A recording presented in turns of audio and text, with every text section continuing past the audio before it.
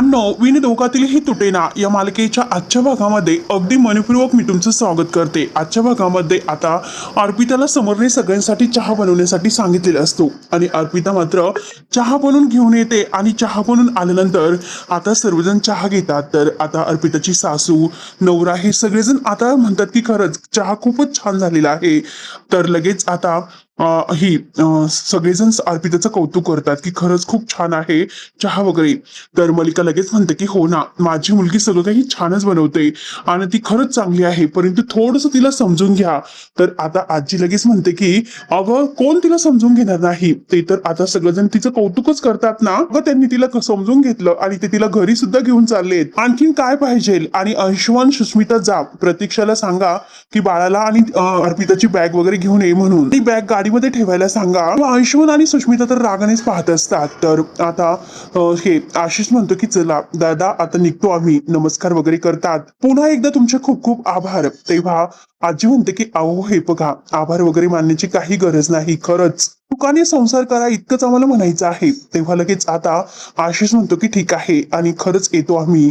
त्यानंतर आता इकडे सगळेजणी बायका आहेत, तर त्या बायका मात्र आदिराचं खूपच तिला नाव ठेवत असतात की बापरे बापरे, मंदाताई तुमची सून खरंच खूप आगाऊ आहे हो, जरा सुद्धा तिच्या जिभेवर ताळा नाही हो। किंवा आता मंदा म्हणते की अहो तसं नाही, पण जरा तापट आहे तापट। आणि आता मंदा ही आदिराला म्हणते की तू जा बाळा, त्यांची माफी मागून टाक, त्यांना सॉरी बोल। तेव्हा आता आदिरा म्हणते की मी का माफी मागायची, यांनी आपली माफी मागितली पाहिजे, मी का मागायची, त्यांनी आपल्या फॅमिली मॅटरला कमेंट केल्याबद्दल। तर लगेच त्या बायका म्हणतात की मंदाताई राहून द्या, इथून पुढे स्वतःला जपा आणि तुमची जर असली सून असली तर खरंच तुमचं काही खरं नाही, आम्ही येतो आता।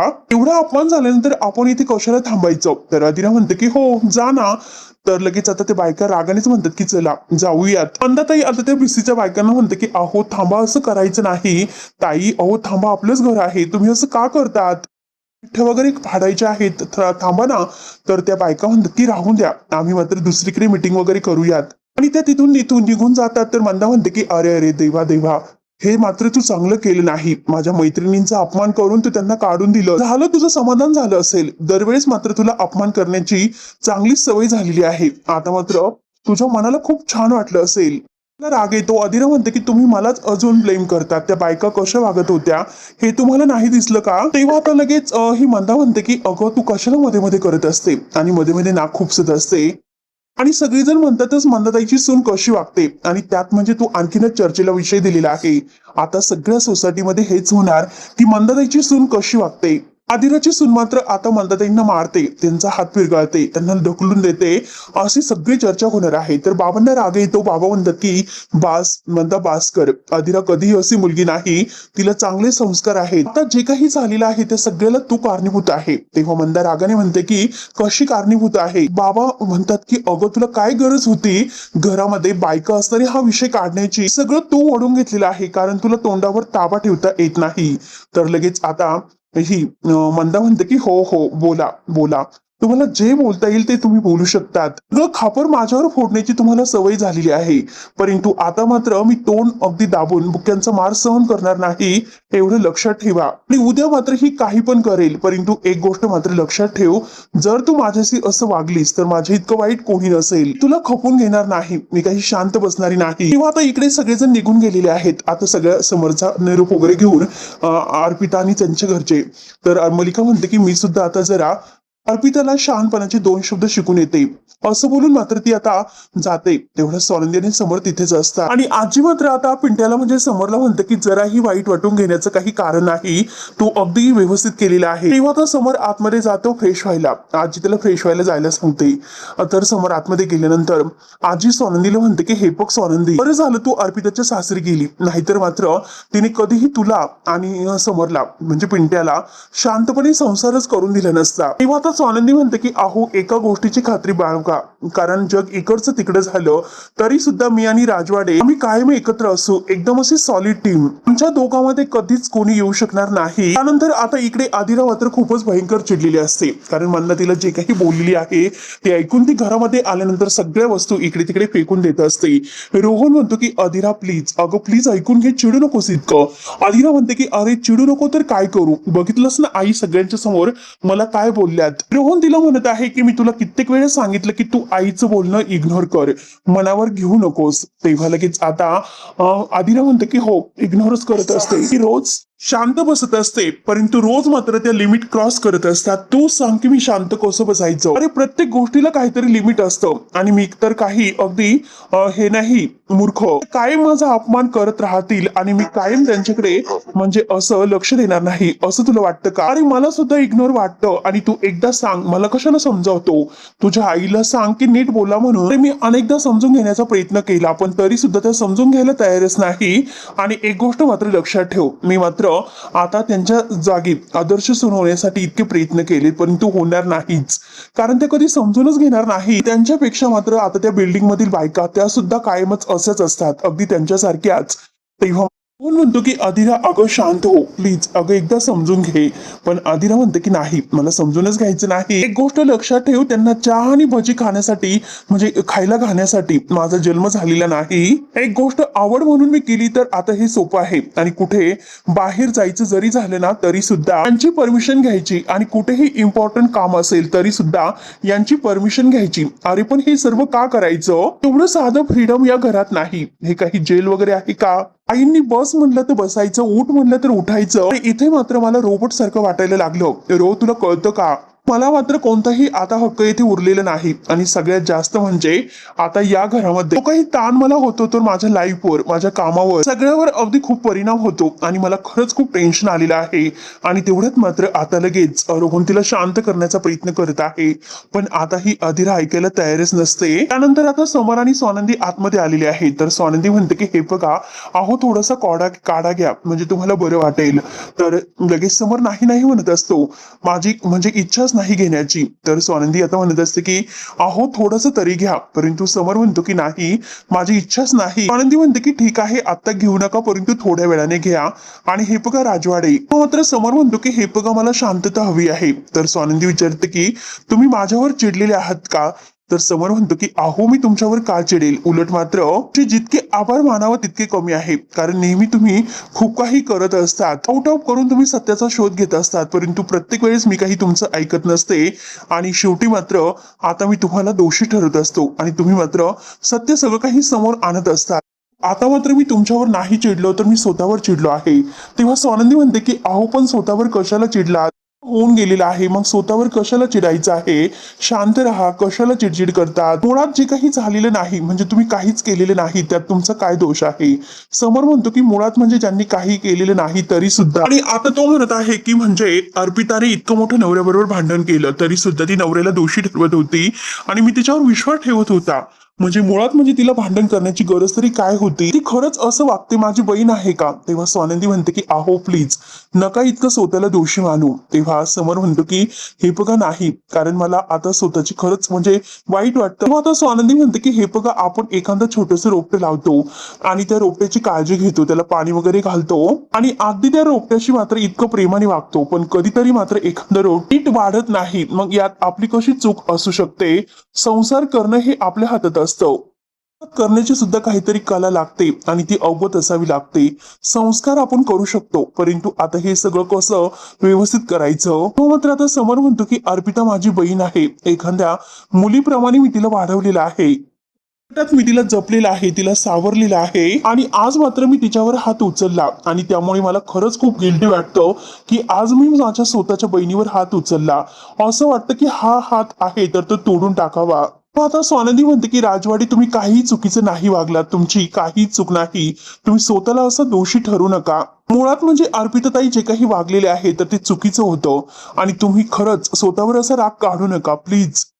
माझे आहात आणि जर तुम्ही स्वतःशी वाईट वागलात तर माझ्याशी वाईट वागताल, म्हणजे वागले असं समजा. तेव्हा आता समोर स्वानंदीकडे पाहत असतो. त्यानंतर आता इकडे सरपोतदारांच्या घरामध्ये आदिरा खूपच भयंकर चिडलेली आहे आणि म्हणते की त्यांना प्रत्येक गोष्टीमध्ये प्रॉब्लेम असतो, प्रत्येक गोष्टीमध्ये काही जरी केलं तरी त्यांना प्रत्येक गोष्टीमध्ये माझी चूकच वाटते आणि कितीही काही जरी समजावलं तरी सुद्धा माझीच चूक आहे. कितीही काही करा त्यांच्यासाठी, परंतु मला आता हे समजायला लागलं, असं वाटायलाच लागलं की त्यांना असं अनहॅपी राहायला आवडतं आणि असं मुद्दाम असं टोमणे टामणे द्यायला सुद्धा आवडतं. ते हे सगळं मुद्दाम करतं. आणि हो, आहे मी श्रीमंत, मी जर माझे पैसे स्वतः खर्च केले तर त्यांना काय प्रॉब्लेम आहे?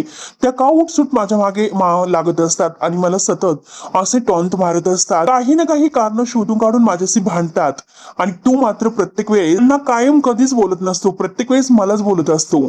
तेव्हा रोहन म्हणतो की हे बघ अगं, मी म्हणजे हा विषय वाढवण्यासाठी नको वाढायला म्हणून शांत बसत असतो आणि तुला समजावण्याचा प्रयत्न करत असतो, भांडणं नको म्हणून. आणि तेवढ्यात मात्र आता ही मंदा या दोघांचं बोलणं चोरून ऐकत असते. आदिरा म्हणते की मला एक गोष्ट सांग, आपण किती दिवसातून बाहेर जात होतो पण तरी सुद्धा त्यांना देखवलं नाही. शेवटी त्यांनी आपला प्लॅन आहे तर तो सगळा फ्लॉप केला. अधिराची माफी मागतो आणि म्हणतो की हे बघ अधिरा, अजून उशीर झालेला नाही, खूप काही वेळ आहे. आपण एक काम करू, मी तुझ्या आवडीचं काहीतरी असं म्हणजे ऑर्डर करतो आणि छान असं कॅन्डल लाईट आपण म्हणजे सगळं काही हात इथे साजरं करू आणि आपला डिनर आहे तर तो मस्त एन्जॉय करू. त्यामुळे तू प्लीज हे सगळं सोडून दे, नको लक्ष देऊ याकडे, तू शांत हो ना. तर लगेच अधिरा म्हणते की नाही, कारण माझा मूडच राहिलेला नाही, इतकं सगळं होऊन आता शांत राहायचं मला नाही जमणार. हे सगळं एन्जॉय करण्याची म्हणून अधिरा आता बाहेर जात असते, दरवाजा उघडते आणि तेवढ्यात आता मंदा ही दरवाजाला टेकलेली असते म्हणून ती खाली पडणार. तोच लगेच आता अधिरा म्हणते की आई, अधिरा म्हणते की आई एक मिनिट, येथे काय करत होतात? तेव्हा लगेच आता मंदा थोडीशी गोंधळून जाते, तिला आता काय उत्तर द्यावं तेच काही कळत नसतं. अधिरा म्हणते की आई सिरियसली, म्हणजे तुम्ही माझं बोलणं चोरून ऐकत होता तर? तर मंदा आता म्हणते की का गो, आम्ही का चोरून ऐकत होतो? काही पण काय म्हणतेस ग, मला आरोप करतेस? दरवाजा जवळ मात्र तुम्ही इतकं चिटकून काय करत होतात? मंदा म्हणते की अगं तुमचं बोलणं मी चोरून ऐकते, असं काही पण का बोलतेस ग तू? लगेच अधिरा आता रोहनकडे येते आणि रोहनला म्हणते की बघ बघ, तुझी आई दरवाजाच्या अगदी कडेला उभी राहून आपलं बोलणं चोरून ऐकत होती, आपलं बोलणं चोरून त्या ऐकत होत्या. तेव्हा लगेच आता रोहन म्हणतो की आई, अगं तू असं कसं करू शकतेस? किंवा आता मंदा म्हणते की हे बघ मी काही केलेलं नाही. तर अधिरा म्हणते की हे बघ, तुम्हाला तर खूपच हौस आहे तुमचं बोलणं चोरून ऐकल्याची, त्यामुळे आता एक गोष्ट लक्षात ठेवा, तुम्ही आता इथेच थांबा, मी तुमच्या समोरच सगळं काही बोलते, कारण तुम्हाला घाबरत नाही, मी तुमच्या समोर सुद्धा बोलू शकते. आणि तेवढ्यात तिथे बाबा येतात. बाबा विचारतात की काय झालं? तर लगेच आता रोहन म्हणतो की अधिराला विचारणार. तर अधिरा म्हणते की बाबा, आई आमचं बोलणं चोरून ऐकत होत्या. आता बाबा ओरडतात की मंदा, अगं सगळी अक्कल गहाण टाकलेली आहे का? अगं किती असं म्हणजे चोरून तू हे सर्व करशील, किती खोटं वागशील? तेव्हा मंदा म्हणते की शांत राहा, मला काही हौस नाही यांचं बोलणं चोरून ऐकण्याची. शतपावली करत होते, कारण तुमची आता ही जी की सून आहे ना, मात्र आता मोठमोठ्याने ओरडून बोलत होती. ती मात्र आपल्या नवऱ्याबरोबर भांडत होती. कान जरी झाकून घेतले असते ना तरी सुद्धा ऐकू आलं असतं. आणि मला बोलतात, तिला मात्र काही बोलत नसतात. आणि अधिरा, एक गोष्ट लक्षात ठेव, हा मात्र तुमच्या पिंडदाराचा बंगला वगैरे नाही, हे आमचं साधं घर आहे. अगं तुझं काय, तो माझा मुलगा आहे, तू तुझ्या नवऱ्याला बोलतेस, माझ्या मुलाला तू माझ्या विरुद्ध भडकवते, तुला काहीच वाटत काही नाही. तेव्हा अधिरा म्हणते की इनफ, कारण मी कुणालाही तुमच्या विरुद्ध भडकावलेलं नाही. लक्षात ठेवा, हा माझा नवरा आहे आणि मी त्याच्याशी प्रायव्हेटली बोलत होते आणि माझं काय चुकलं? तेव्हा मंदा म्हणते की अगं जरा हळूच बोल. आता मंदा रागाने आता ओरडत असते की माझ्यावर आवाज का चढवतेस? अगं तुला काही बोलता वगैरे येत नाही का? किंवा आता बाबा आणि आता रोहन दोघंही शांत राहायला सांगतात, खूप जोराने ओरडतात. मंदा म्हणते की तुम्हाला जे काही करायचं असेल ते तुम्ही करा, तुम्हाला जर घरामध्ये शांतता नांदवायचीच नसेल तर ठीक आहे. आणि ती आता तरा तिथून जायला निघते. परंतु आदिरा मात्र आता तिच्या पायाकडे पाहत असते आणि म्हणते की आई एक मिनिट, काय झालं? तू आता मला का बोलवलं? अहो तुमचा पाय दुखावला होता, मग आता तुम्ही नीट का चालतात? तेव्हा आता मंदा म्हणजे जी खोटं वागत असते की माझा पाय मुरगळला, तर आता बरोबर अधिराने तिला रंगेहात पकडलेलं असतं आणि आता मंदाला काय उत्तर द्यावं तेच काही कळत नसतं. ती त्यांच्या तोंडाकडे पाहते. बाबा म्हणतात की काय ग, काय झालं? बायकांसमोर तर खूपच लग्न चालत होती, तरी सुद्धा म्हणते की माझा पाय दुखतो पण त्यापेक्षा जास्त माझं मन दुखतं, मनावर घाव घातलेला आहे आणि तिच्यामुळे माझं मन दुखत आहे. म्हणते की आई ते प्लीज काम तुमचं आहे आणि रोज मात्र तुम्ही त्यावर आणखीनच घाव घालतात. तुम्हाला पटो किंवा न पटो, परंतु आज मात्र मी तुम्हाला एक सल्ला देते की खरं वागत जा आणि रोज मात्र असं कसं म्हणजे वागायचं याचे जरा धडे घेत जा. तेव्हा आता मंदा म्हणते की हो हो बाई हो, अगं रोज मात्र मला तुझ्याकडूनच आता असे धडे घ्यावे लागणार आहे.